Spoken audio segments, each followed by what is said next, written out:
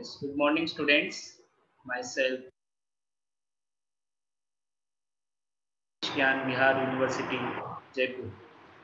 In Physical Pharmaceutics second lecture series, today we have to discuss about the micromeritics and powder rheology unit.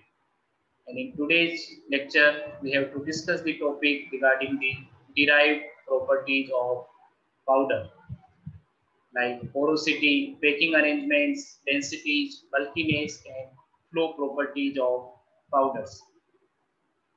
So after the completion of today's lecture, the student will be able to know about the derived properties of powders, what are the difference between the derived properties and fundamental properties of powder, what is porosity, packing arrangements, densities, bulkiness, flow properties of powders, and then we have to discuss about the determination of flow properties of powder samples, factors affecting flow of powder, and lastly, applications of flow properties.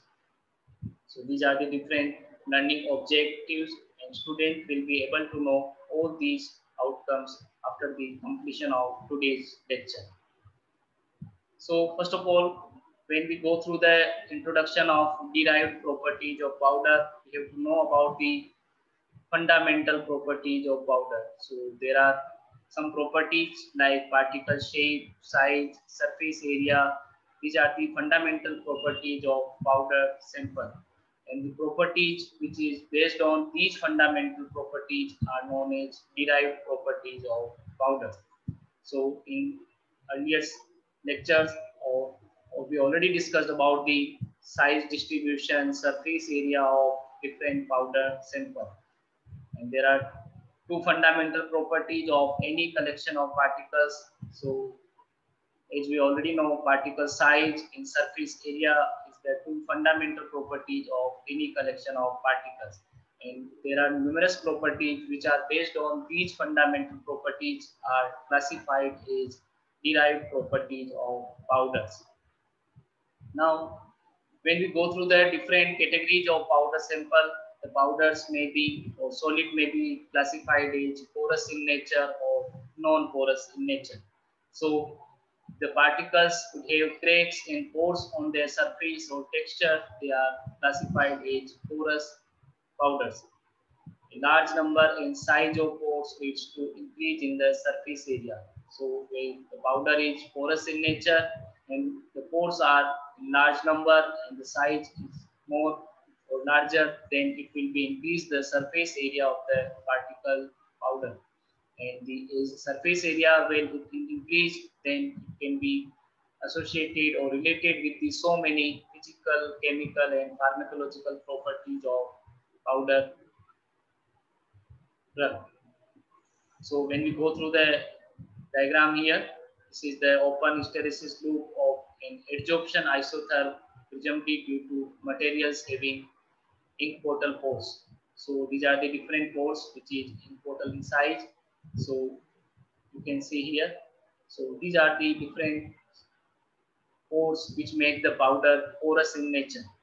Now, very important term which is related with the porous powder, this is known as porosity of a powder bed.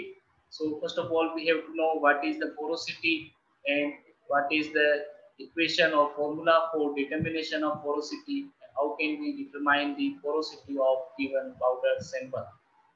So there are three types of volume. One is the bulk volume, another one is the granular volume, and third one is the actual volume of particles. When we weigh the powder sample with the help of weighing balance and transfer into the measuring cylinder, the volume occupied by the powder is known as the bulk volume.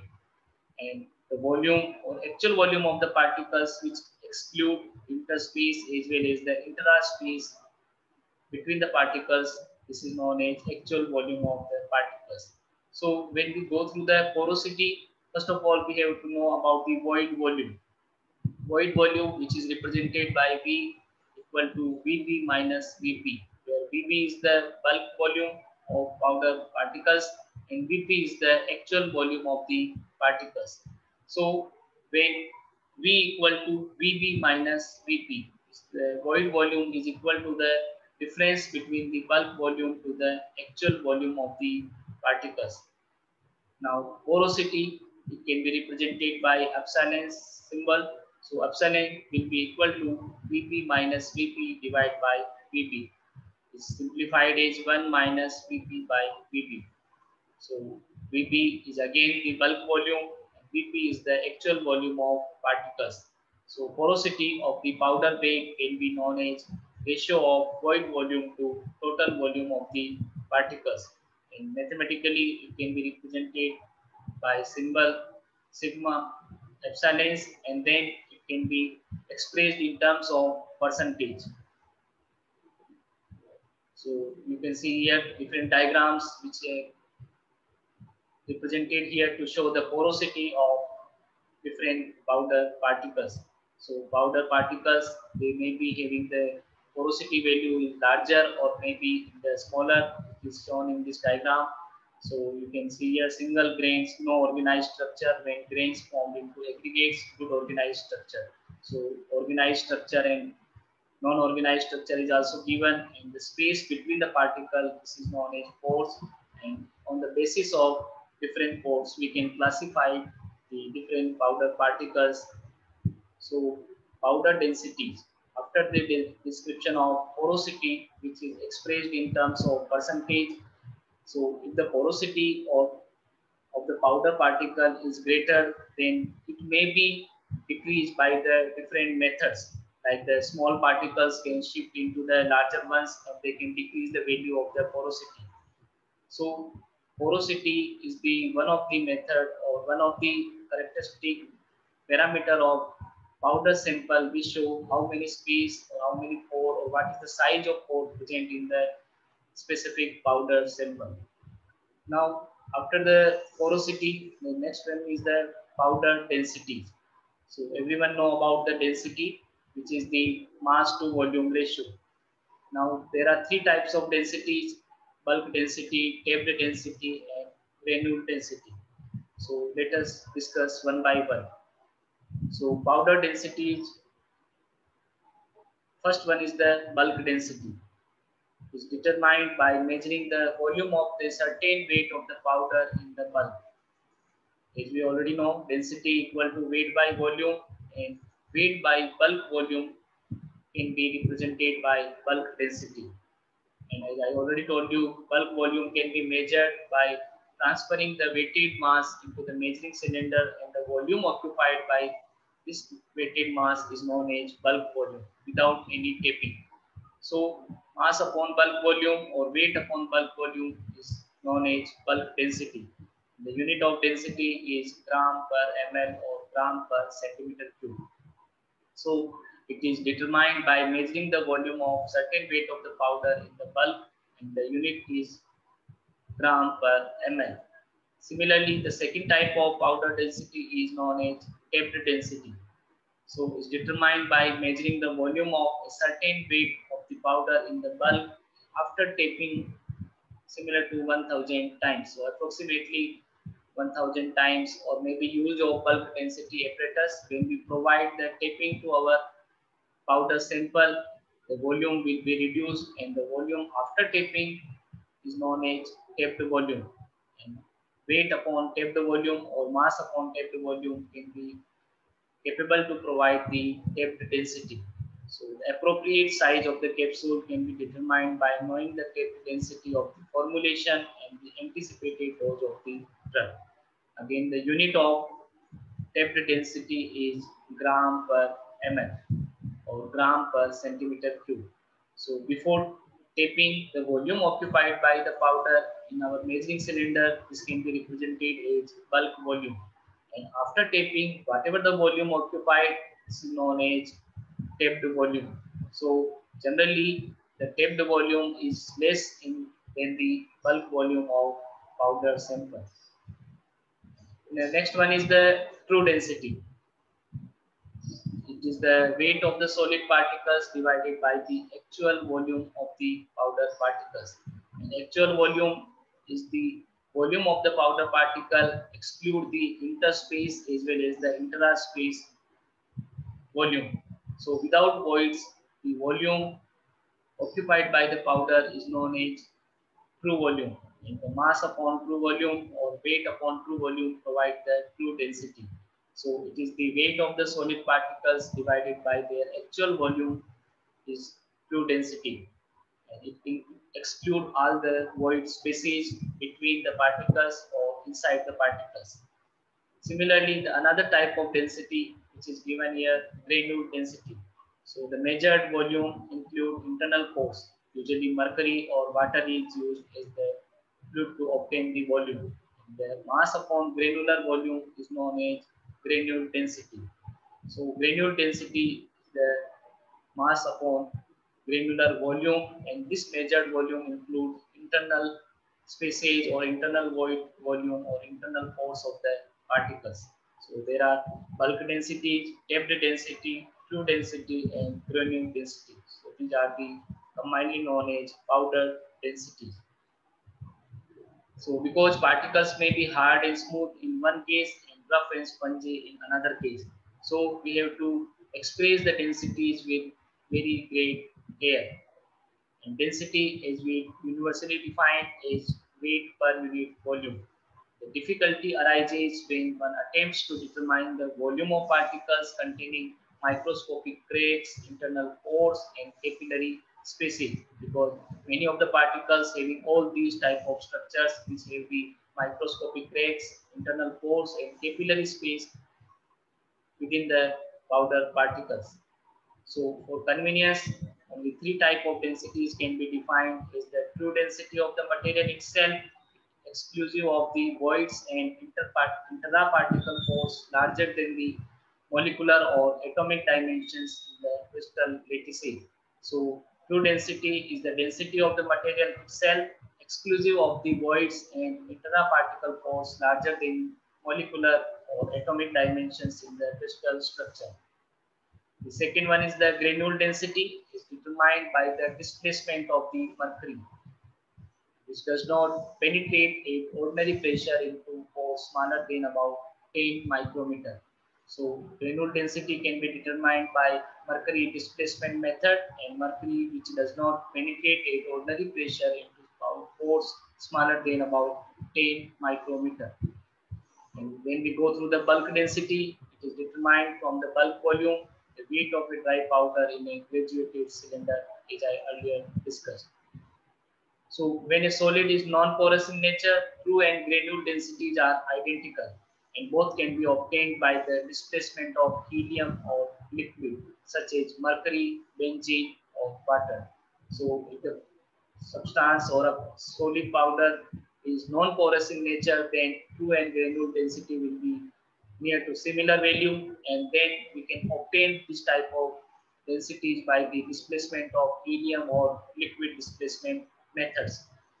When the material is porous in nature, having an internal surface, the true density is best approximated by the displacement of helium, and which is penetrates into the smallest pores and is not absorbed by the material. So porous powder can be used for determination of true density or by the help of displacement of helium. The density obtained by liquid displacement is considered as approximately equal to true density, but may differ from it somewhat when the liquid does not penetrate well into the pores. So if the liquid is not capable to penetrate inside the pores, then it may be difficulty may be arise to approximate or to estimate the true density value. So these are the different structures of powder density, where in one side it is the bulk powder, and after tapping, when the particles come in contact to each other, this will be the tapped powder, and the true volume of the powder exclude all the void spaces between the powder. So bulk powder is generally greater than the tapped volume or true volume of the powder. So when we go through the diagram here, where the pores and holes or surfaces of a pharmaceutical granule is given here. When of mercury surround such a particle and based only the surface irregularities such as region A and B in the diagram. And helium molecules may be penetrate deep into the cracks at point C, allowing calculation of fluid density rather than the granule density. So by the help of helium displacement method, we can determine the different fluid densities and granule densities. Now, the intra-particle porosity of the granules can be computed from a knowledge of the Q and granule density. So, what is intra-particle porosity? Means it includes the intra-particle space also. So, the space between the particle is known as interparticle space, and the space within the particle is known as intra-particle space. So, intra-particle porosity can be obtained with the help of granule and fluid density. And the porosity for this intraparticle concept or intraparticle porosity can be given by the equation sigma epsilon intraparticle is equal to Vg minus Vp divided by Vg, where Vg is the granular volume of the powder and Vp is the true volume of the particle. And when we simplify this equation, 1 minus Vp by Vg. It can be written like 1 minus weight by true density 1 minus weight by granule density. So sigma interparticle equal to 1 minus granule density divided by fluid density, or 1 minus rho g by rho, where rho is the fluid density and rho g is the granule density. So by the help of this equation, the porosity can be calculated, which can be termed as intraparticle porosity. Now the interspace porosity. So as I already told you, interspace means the space between the particle, and intraspace means the space within the particle. So the space between the particle, the volume or pore between the particle is known as interspace volume. So the interspace porosity is computed from a knowledge of the bulk density as well as the granule density, and it can be expressed by this equation. So epsilon's interspace is equal to Vb minus Vg divided by Vb, where Vb is the bulk volume of the powder, Vg is the granular volume of the powder. It can be simplified as 1 minus Vg by Vb. It can be rewritten like 1 minus weight by granule density divided by weight by bulk density. Epsilon's interspace will be equal to 1 minus bulk density divided by granule density. So 1 minus rho b by rho g is the simplified equation for determination of interspace porosity, which depends on the bulk density as well as the granule density of powder sample. Now, depending on the nature of the powder, either it may be porous in nature or non-porous in nature. Then the compaction of powder means the porosity of a powder bed decreases as the compression force on top of the bed increases. So all these parameters should be considered when we are preparing the dosage forms like tablet dosage form or capsule dosage form, where the compression force is required, or when we are using the compression machine for preparation of these oral solid dosage form. So porosity of a powder bed decreases as the compression force on top of the bed increases. So on the basis of different densities, we can classify the powders, and then there is a very important term which is also related with the densities. This is known as bulkiness. So what is bulkiness? Now let us see here. So first one is the specific bulk volume is the reciprocal of the bulk density. So opposite to the bulk density, this is the specific bulk volume, and it is also called as bulkiness or bulk of the powder. So reciprocal of the bulk density or specific bulk volume or bulkiness or bulk is the synonyms that can be used to show the bulkiness of any powder sample. It is an important consideration in the packaging of powders. The bulk density of calcium carbonate can vary from 0.01 to 1.3, and the lightest or bulkiest type would require a container about 13 times larger than the needed for the heaviest variety. So depending on the bulk density of different materials, we can select the container or depending on their bulkiness or depending on their bulk density. Bulkiness increases with a decrease in particle size. So as the particle size is decreases or reduced, or when we micronize the different particles, the bulkiness increases. In a mixture of materials of different sizes, however, the small particles shift between the larger ones and tend to reduce the bulkiness. So when there is a shifting occurs between the smaller and larger ones, then when the small particles shift between the larger particles, they can tend to reduce the bulkiness of the powder itself. Now, the derived properties contains the very important aspect which is related with the flow properties of powders. So it is also defined as rheology of powder itself. So rheology is the science of flow. It is not only for liquid materials. So liquid, in case of liquid, it is generally termed as viscosity and represented by different types of Newtonian and non-Newtonian liquids. So similarly in powder, this is also known as rheology or flow properties of powder. So it can be viewed as a non-Newtonian flow. So the principle or properties will be like the non-Newtonian flow. Cohesiveness of the particles or friction affects the flow of the particles. So measurement of these frictional forces can be divided into different terms and they are classified as flow of particles or flow properties of the particles. So cohesiveness of the particles or friction fix the flow properties of different particles.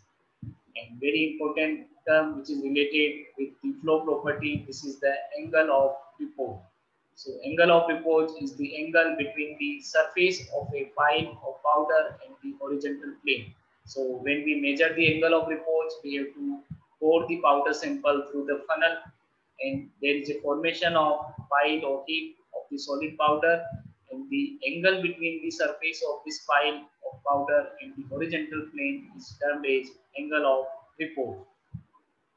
Now there are different factors which affect the flow property of powder. So when we enumerate these factors, later on we will discuss one by one in very detail, but just we have to enlist these factors. These are the particle size, particle shape, then density, then surface texture, then moisture content. So particle size, particle shape, density, surface texture, and moisture content affects the flow of powder or any sample. So powder flow properties or rheology of powders.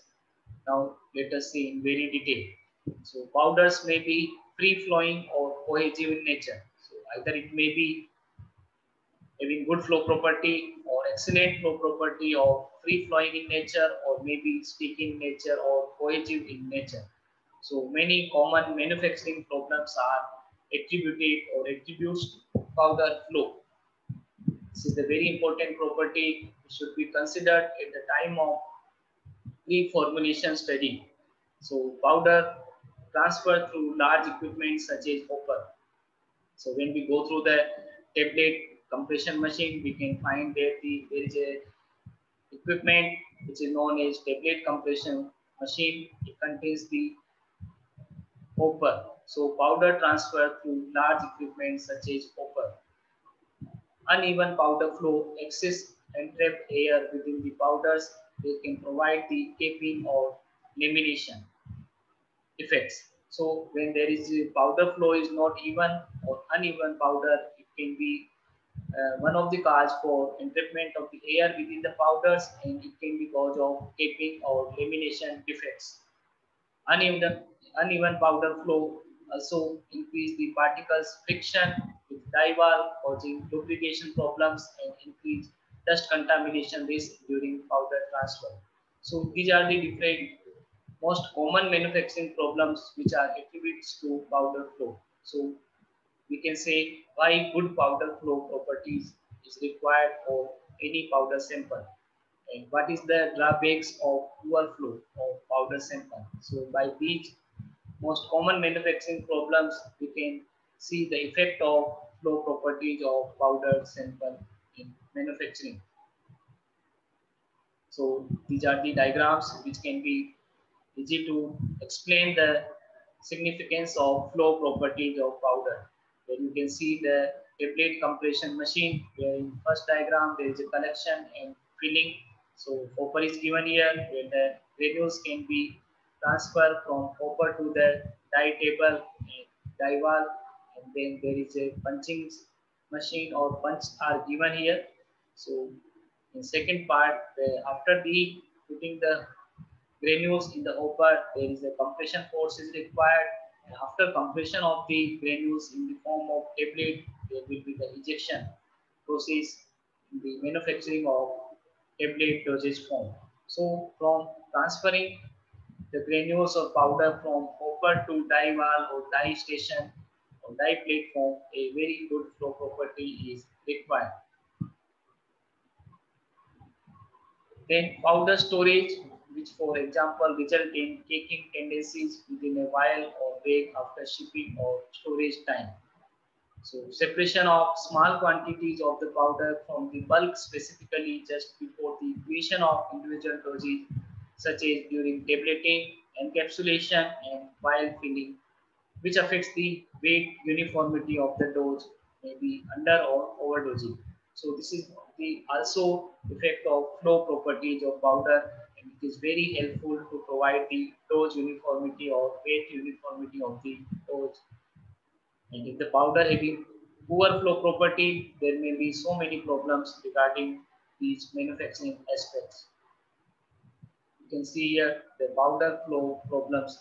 So stickiness, caping, lamination, lubrication. These are the different problems which are arising due to the poor flow characteristics of powder sample. And the powder having good flow property, it can easily pass from upper to die station, and there may be the formation of tablet easily.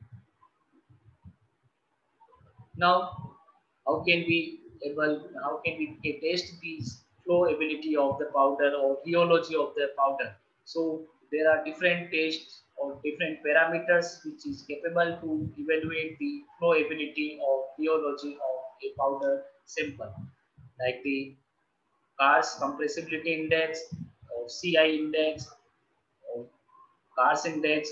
The second one is the HR or Hogeness ratio, and third one is the angle of report. So either it may be angle of report, Hogeness ratio, or Carr's index or compressibility index. These are the very important parameters or tests which can be used to evaluate the flow ability of any powder sample in our laboratory as well as in our pharmaceutical industry or manufacturing industries. So first of all, Carr's index or compressibility index. So it can be represented as CI in short terms. It can be written like CI and represented in terms of percentage. So what is Carr's index? Now let us see here. The volume of powder is filled into a graduated glass cylinder and repeatedly tapped for a known duration. The volume of powder after tapping is measured. So in Carr's index, the formula is given here. Tapped density minus poured or bulk density divided by tapped density multiplied with 100. So tapped density minus bulk density divided by tapped density and multiplied with 100. This is the formula for determination of Carr's index. And when we know the tapped density and bulk density, as we already discussed, the determination method for tapped density and bulk density with the help of bulk volume and tapped volume. So bulk density is the weight by bulk volume and tapped density is the weight by tapped volume or glue volume. So Carr's index is the difference between the tapped density minus bulk density divided by tapped density and multiplied with 100. So we can represent the Carr's index in terms of percentage. And if the Carr's index of any powder sample is less than 15%, then we can deduct that the powder having good flow property. And if the Carr's index value is more than 15%, then we can conclude that our powder having poor flow property. So there is a relationship between the powder's flowability and percentage compressibility. So on left side there is a flow description parameters are given, and in this table the percentage compressibility is given. So when the percentage CI or CARS index is less than 5 to 15, it can be shown as excellent flow property. And if it is more than 15 or more than 36 to 40 or 40, then it can be known as extremely poor powder sample or show the extremely poor flow ability. So on the basis of CARS index, we can predict the nature of the flow ability of particular powder sample. Next one is the Posner's ratio. So Posner's ratio is the ratio of kept density divided by poured or bulk density. So it is the ratio. So there is no unit of Posner's ratio. It is the ratio of kept density to poured or bulk density. And Posner's ratio was related to interparticle friction. Value less than 1.25 indicates good flow property, which is equal to the near to the 20% CARS index. So if the value of Posner's ratio is 1.25, then it can be shown that the powder having good flow property. So powder with low interparticle friction such as pore spares, if values greater than the 1.5, it indicates that the powder having poor flow property, which may be equal to the 33% of CI or CARS or compressibility index. The more cohesive the powder, the less free flowing powder such as flakes. And the value of HR or Posner's ratio between 1.25 and 1.5, it can aid glidant normally improves the flow properties of powder sample. So if the value is 1.25 to 1.5, then we can add the another external chemicals which can be termed as glidants or flow promoters like magnesium stearate, etc. So glidants are the substances which can increase the flow properties of powder itself. Then when the value is 1.5, aided glidant does not improve the flow.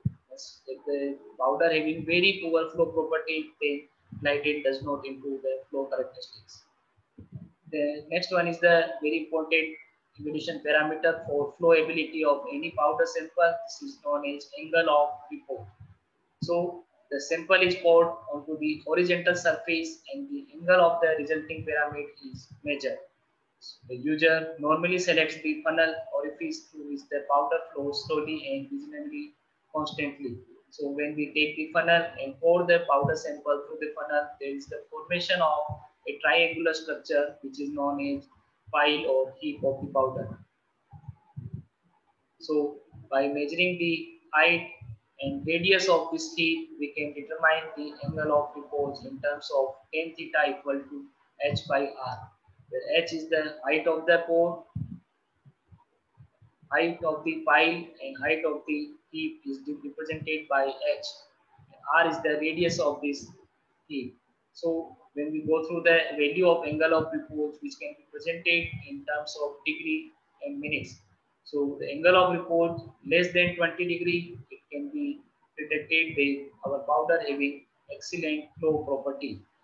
If the angle of repose value is between 20 to 30, it can be predicted that our powder having good flow property. But if the angle of repose value is 30 to 40, then it will be only passable flow property. And the angle of repose is more than 40 degree, then we can say that our powder having poor flow property.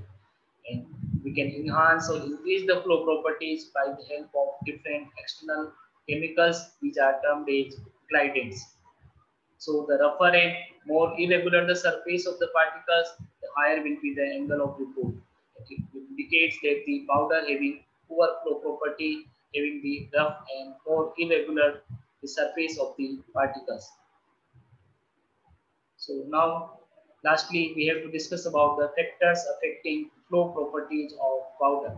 So improvement of flow properties can be done by the help of different chemicals like glidants. So powder flow property depends on the particles size and distribution, particle shape and texture, surface forces and flow activators. So factors affecting the flow properties of the powder. So by alteration of particle size and distribution, alteration of particle shape and texture, alteration of surface forces and formulation additive or flow activators, we can change the flow properties of different powder samples. So first one is the alteration of particles size and distribution. So there is a certain particle size at which powder's flow ability is optimum. Like the coarse particles means the particles having large in size are more preferred than fine ones if they are less cohesive in nature. And the size distribution can also be altered to improve flowability by removing a proportion of the fine particle fraction or by increasing the proportion of coarse particles such as occurs in granulation mechanism. So alteration of particle size and its distribution also affects the flow ability of any powder particles. Next one is the alteration of particle shape and texture. So particle shape, generally more spherical particles have a better flow properties than the asymmetric or more irregular particles. So spherical particles are obtained by spray drying process or by temperature cycling crystallization. So when the particle shape is spherical in nature or they are granular in nature, then the flow property will be more than the non-spherical or irregular particles. So we can obtain these spherical type of particles by the help of spray drying process or by temperature cycling crystallization. Then particle texture. So particles with very rough surfaces will be more cohesive and have a greater tendency to interlock than smooth surface particles. So particle texture is very important regarding the cohesiveness of different particles, and it also affects the flow ability of the powder sample. Next one is the alteration of surface forces. So reduction of electrostatic charges can improve the powder flow ability. And electrostatic changes can be reduced by altering process condition to reduce the frictional context between the powder particles. Moisture content of particle greatly affects the powder's flow ability. Adsorbed surface moisture films tend to increase the bulk density and reduce the porosity of the powder. And when we provide the drying, so drying the particles will reduce the cohesiveness, and when the cohesiveness is reduced, automatically there will be the improvement in the flow properties of powder sample. Hygroscopic powder stored in processed under the low humidity conditions. So these are the different parameters which also affects the flow ability of powder. Now next one is the flow activators or formulation additives like glidants. So flow activators are commonly referred as glidants. They are also called as flow promoters or flow enhancers. So they can increase the flow properties of flowability or rheology of the poorly flow powders. So flow activators or glidants improve the flowability of powders by reducing the adhesion and cohesion. So by reducing the adhesion and cohesion, they can increase the flowability of given powder sample. And examples of these type of activators are talcum powder, maize starch, and magnesium stearate. So these are also known as flow activators. So these are the different references. So when we summarize our today's chapter, first we discussed about the what are the derived properties of powder sample, and then we discuss about the different examples of derived properties like densities, like porosity, packing arrangements, and lastly we discuss about the flow properties of powder sample. In flow properties, which is very important regarding the rheology of the powder sample, it can be determined or it can be evaluated by different test parameters like Carr's index, Posner's ratio, and determination of angle of repose. And then lastly, we discussed about the factors affecting flowability of powder sample and how can we increase the flowability of poorly flowing powder. So these are the different parameters which were discussed in our today's lecture. You can go through these references and find out the more material regarding these points. Now, when we go through the quiz sections, there are some questions. Question 1 is the flowability of powder is also expressed as angle of contact. Each option is given here particle size, C is coefficient of friction, and D is the density. So flowability of powder is also expressed as, so what is the correct answer? You have to tick the answer and give the answer.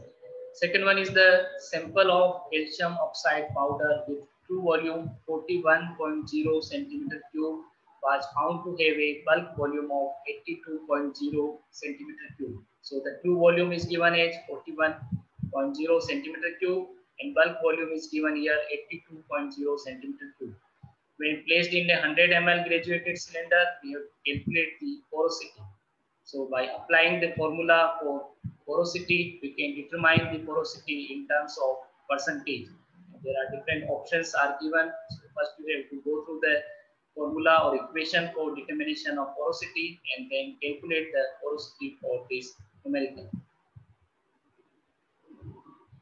Then which statement is incorrect? Like bulk powder is somewhat analogous to a non-Newtonian liquid. Bulk powder exhibit plastic flow and sometimes dilatancy. Angle of repose was found for assessing the flowability of the powders used. And last option is powder flow rates is depends on color of particles. So which statement is incorrect? We have to find the correct option. Then next question is porosity is expressed in percentage or millimeter or gram per millimeter or Newton. So as we already discussed in very detail about the porosity. So what is the expression parameter for porosity? So you have to pick the correct option. Next one is the if Kar's index value is between 26 to 31, then flow will be A option is poor, B is excellent, C is passable, D is very, very poor. So when we compare the different Kar's index value, we can decide or we can predict the flowability of the powder.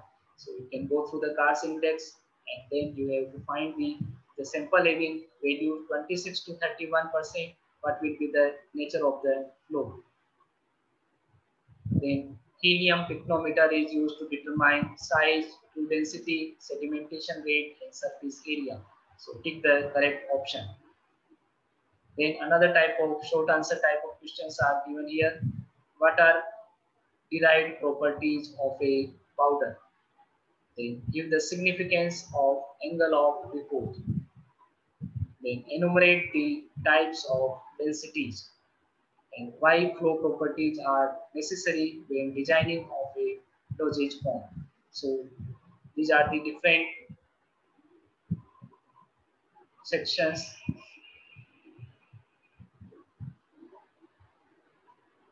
Thank you.